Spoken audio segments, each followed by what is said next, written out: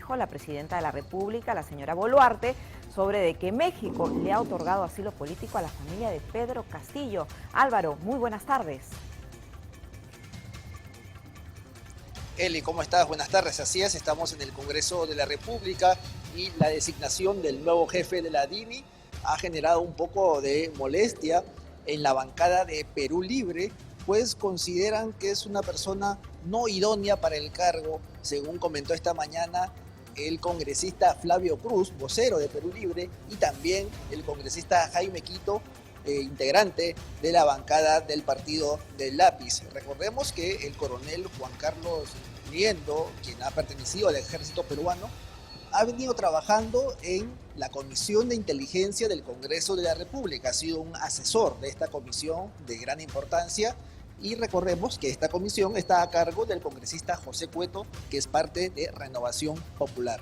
Entonces, el oficialismo ve al señor Liendo, nuevo jefe de la DINI, como un personaje directamente vinculado a la derecha y a la oposición. Entonces, no están de acuerdo con esta designación, pero digamos de que en su momento la oposición tampoco estuvo de acuerdo con el señor Wilson Barrantes, que era jefe de la DINI, que era un ex integrante de las Fuerzas Armadas y quien estaba vinculado también a movimientos que promovían la amnistía de sentenciados por terrorismo. Entonces, son personajes totalmente distintos y es inevitable que las bancadas tengan una posición con cierto personaje y otra posición con otro personaje. Lo cierto es que esta designación ya es oficial y en el Congreso hay ciertas discrepancias con esta designación, Eli. No, ya nos tienen acostumbrados a las discrepancias en el último tiempo. Y en cuanto a lo que afirmó la presidenta de la República, Dina Boluarte, de que México sí le dio asilo a la familia de Pedro Castillo, ¿qué se sabe al respecto? ¿Y hay reacciones por parte de los parlamentarios? Así es, Eli. En el Congreso, en el lado de Renovación Popular, el congresista Jorge Montoya ha considerado como un insulto esta decisión o esta predisposición que tiene el gobierno mexicano de otorgar un asilo político a los familiares del presidente Pedro Castillo, pues consideran de que estas personas tienen aún cuentas pendientes con la justicia en nuestro país y que un asilo político no correspondería. Recordamos que un asilo político aplica cuando hay una especie de persecución únicamente por motivos políticos, mientras que lo que vemos con estos personajes es que tienen temas legales pendientes en el Perú. Más allá de los temas políticos, acá hay una cuestión de una investigación penal objetiva que está en curso. Sin embargo, el presidente mexicano ya ha mostrado su voluntad de poder ofrecerles este asilo político a los familiares de Pedro Castillo. Así es que en el Congreso, en el lado de la oposición, se muestran en contra de este asilo y en el lado del oficialismo lo ven como una posibilidad totalmente legal. El congresista Enrique Wong de Podemos Perú indicó de que no estaba de acuerdo con ese tipo de asilo, pero que prefería él que finalmente se retiren del país a estos personajes y que ya el Perú se desentienda de estos temas y se preocupe por otras situaciones más relevantes. Sin embargo, la justicia debe seguir su curso y ellos se encargarán de decidir si es que estas personas han cometido delito, aunque el asilo político va a depender de lo que el gobierno mexicano disponga. Sí, de acuerdo. Además, recordemos que la señora Lilia Paredes está siendo investigada por la Fiscalía, al igual que la sobrina hija, Jennifer Paredes. Es decir, como tú muy bien indicabas, aún hay asuntos pendientes en el Perú por aclarar. Otro tema bastante importante es que el día de mañana en el Congreso de la República se va a reconsiderar esta propuesta de adelanto de elecciones. ¿Qué podría pasar, Álvaro? A ver, esta reconsideración fue planteada por el congresista Eduardo Salguana, de Alianza para el Progreso, tras la votación en la que se rechazó el proyecto de adelanto de elecciones. Entonces, ese proyecto planteaba que las elecciones se realicen en diciembre del 2023. Era un proyecto que acumulaba las propuestas de Digna Calle, de Susel Paredes, más algunos ajustes que se hicieron en la Comisión de Constitución y cuyo dictamen ya estaba aprobado en esta comisión y que faltaba su aprobación en el Pleno.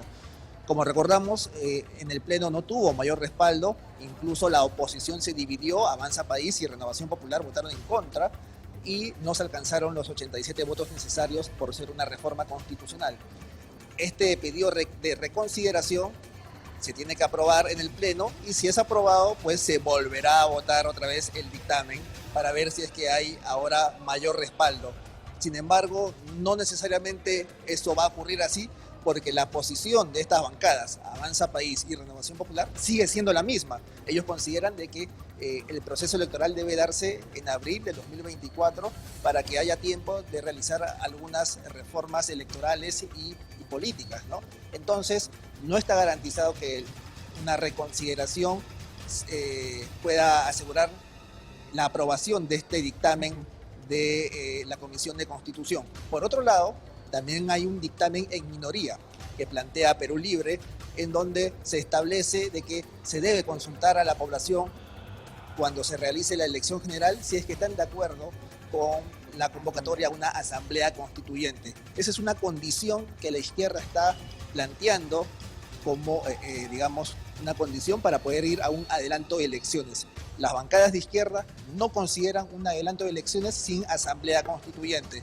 Y esas discrepancias, esas diferencias es lo que está haciendo que no se llegue a un acuerdo y que no se alcancen los 87 votos. Y por eso es que la semana pasada no se pudo alcanzar la votación necesaria. Las bancadas continúan en sus posturas y no parece haber un cambio de actitud en ninguna de estas. Sí, justamente tenemos las declaraciones del almirante Montoya y también del congresista Enrique Wong sobre este tema. Los vamos a escuchar. Sí hay argumentos, sí hay elementos que tiene que analizar la población.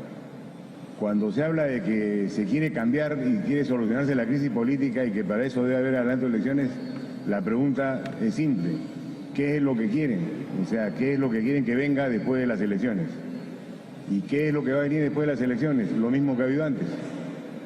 O sea, ¿qué cosa es lo mismo que ha habido antes? Bueno, los que están en la arena política son las mismas personas, no hay incremento, digamos, de líderes, salvo algunos que están creciendo ahora en estos últimos meses. Después es repetir el Congreso anterior y el Congreso anterior a ese. Eso es lo que va a suceder. ¿Eso va a solucionar la crisis política? Hay que ponerse a pensar, la población tiene que analizarlo y tiene que pensarlo y meditarlo para saber qué respuestas se pueden tener después de ese análisis. Nosotros estamos a favor de que se adelanten las elecciones, pero no queremos más de lo mismo, que hagamos apresuradamente adelantar las elecciones y después dentro de un año tengamos que pedir cierren el Congreso otra vez. Porque esta inestabilidad política, si bien es cierto, viene ya de hace 4 o 6 años, ¿no? También consideramos que esta vez nos toca actuar con prudencia, actuar en forma adecuada, en forma correcta. ¿Qué establece? Por eso hemos llamado al presidente del jurado de elecciones, hemos hablado al de la OMPE. Bien, las declaraciones entonces de los congresistas Montoya y Wong. Y lo cierto, Álvaro, es que la oposición dice, ok, adelanto de elecciones, pero con reformas políticas. Ahora, también es importante precisar que este proyecto de ley que se va a reconsiderar el día mañana es emitido por parte de la parlamentaria Susel Paredes y también otra congresista, es decir, el que ha enviado el Ejecutivo, la señora presidenta, aún no es revisado. ¿Cuándo podría ocurrir? Ese proyecto se tiene que trabajar aún porque hay muchos aspectos en los que las bancadas posiblemente no estén de acuerdo.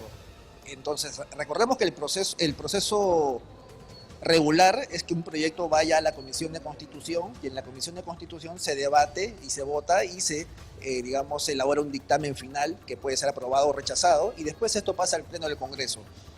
No hay certeza de que este procedimiento se cumpla dada la emergencia en la que nos encontramos, el momento crítico de convulsión social que vive el país y podría discutirse directamente en el Pleno del Congreso. No hay con exactitud ni con certeza una fecha en la que podríamos decir el proyecto del Ejecutivo se va a analizar. Entiendo que lo primero que se quiere hacer es lograr aprobar este proyecto del Congreso, con lo cual ya quedaría todo zanjado y ya no tendríamos por qué ir a analizar más proyectos porque ya se aprobaría la realización de elecciones generales. El Congreso tiene la intención de poder aprobar estos proyectos acumulados del Parlamento y ahí zanjar el tema. Pero vemos, como mencionaba hace un momento, que esa aprobación está aún muy lejana porque no se ponen de acuerdo las bancadas y estamos muy lejos de los 87 votos necesarios Y además, recordemos de que la legislatura se ha ampliado hasta el 31 de enero y eso también ha generado molestia por parte de algunas bancadas.